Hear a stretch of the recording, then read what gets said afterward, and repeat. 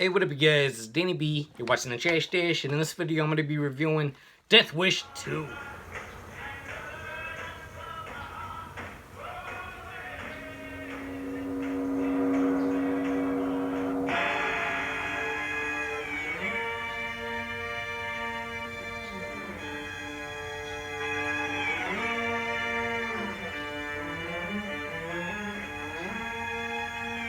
So a lot of people seem to like my Death Wish 3 video, so I thought, well, let me do my favorite one then, Death Wish Part 2.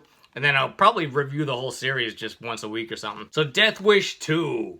You got Charles Bronson is back from Chicago. He took a trip to Chicago that we never saw. And now he's in LA. In the first movie, his wife got killed, his daughter got raped. So she's back in this one. She's still alive at this point. She's mute though. So now he's got a new lady in his life, Jill Ireland, and then he's got also a maid. And I could have just imagined that Michael Winner probably wanted Jill Ireland to play the rape victim, and Bronson was just like, no, we gotta get a maid. So that's another thing. If you have, sensitivity to rape scenes, definitely I would avoid this movie because this is full of them. And, it's not fun to watch. I don't like it for that reason or anything. I like it for the revenge aspect. I'm not sitting there enjoying the scenes where they're fucking beating this woman and shit. Like, I don't like that shit. But the other side of that is you get to see Bronson fucking blow them away, really, like, scare the shit out of them right before they're dying and stuff. Like, my favorite scene in this is actually when he's down in the basement.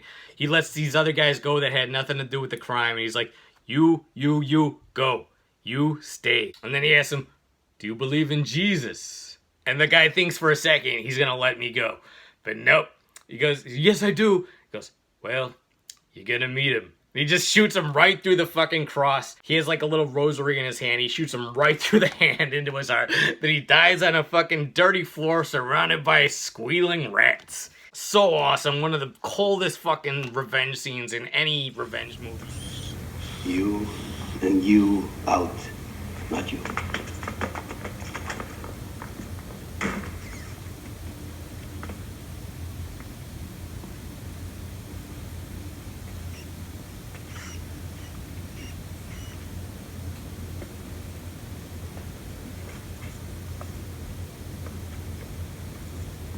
You believe in Jesus? Yes, I do. Well, you're going to meet him.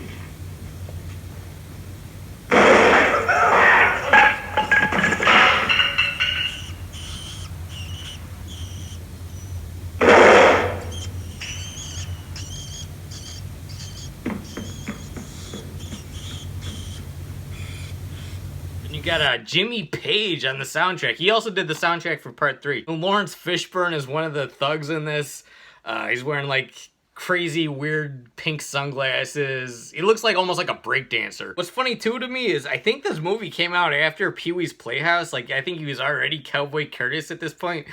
So, any kid that accidentally sees this, sees Cowboy Curtis from Pee-wee Herman fucking raping a housekeeper. And I don't know what Brian Garfield, the writer of Death Wish, must have thought of this when he must have been like, what the fuck? So the first one was produced by Dino De Laurentiis. This one was produced by Mahat Golem. I always mess their names up, but it's the guys from Canon, Golem and Globus. So you got a pretty big change in tone, even though De Laurentiis was an exploitation film producer too. These guys even took it up a notch with, like, explosions and that kind of thing. And like I said before in my Death Wish 3 review, what I like about this one, too, is that Kersey wasn't seen as, like, a senior citizen in this one. Like, from Part 3 on, he was more of, like, a senior citizen type of character. And, he was old. But in Part 2, he's just supposed to be, represent for, like, anyone from 28 to 49 or something like that. And this is the only one too, I think, where he has a disguise. He actually puts on like a beanie and a dirty coat and goes out looking like a bum to try to track these guys down. When I realized this was my favorite one also was the first time I seen it in widescreen. Before, this is an old DVD I had, but inside of it I put the Blu-rays from the Bronson Triple Threat collection because they were all in widescreen.